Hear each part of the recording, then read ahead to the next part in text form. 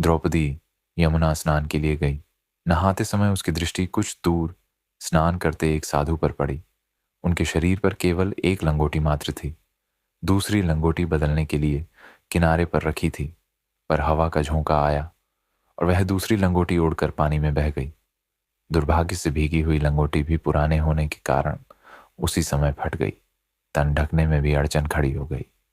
प्रकाश फैलने लगा था। स्नान करने वालों की भीड़ बढ़ती जा रही थी। साधु का असमंजस बढ़ा।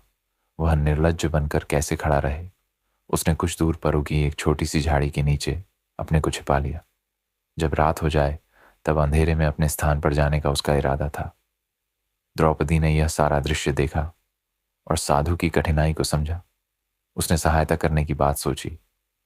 उसके पास दूसरी धोती न थी, सो आधी फाड़कर अपना शरीर किसी प्रकार ढक लिया और से आधी को लेकर उस झाड़ी के समीप पहुंची जहां निर्वस्त्र साधु छिपा हुआ था।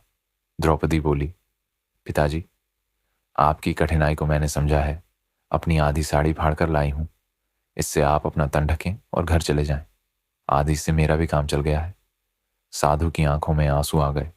उसने कपड़े के टुकड़े को ले लिया, पहना और घर चला गया।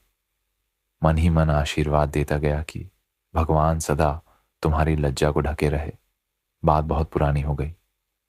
द्रौपदी को पांडव जुए में हार गए। दुशासन उसे भरी सभा में निर्वस्त्र करने के लिए उतारू हो गया। द्रौपदी के अपशब्दों का बदला लेने के लिए वही सूझी थी। द्रौपदी ने इस विकट संकट में भगवान को पुकारा जो शेष शैया पर सोए थे। नारद ने उन्हें जगाकर कहा, भक्तों की पुकार सुनिए, उसकी सहायता का प्रबंध कीजिए। उन्नीदी आंखों से भगवान ने कहा, न मैं किसी की सहायता करता हूं, न हैरानी में डालता हूं। सभी अपने अपने कर्मों का फल भोगते हैं। द्रौपदी का कोई पिछला पुण्य हो तो पता लगाओ। उसके पुण्य होंगे तो बदला मिल जाएगा। नारद ने हिसाब की बही देखी। विदित हुआ कि द्रौपदी ने किसी साधु को अपनी आधी साड़ी फाड़ कर दान दी थी। वह टुकड़ा अब ब्याज समेत बढ़ते बढ़ते गट्ठे जितना हो गया है।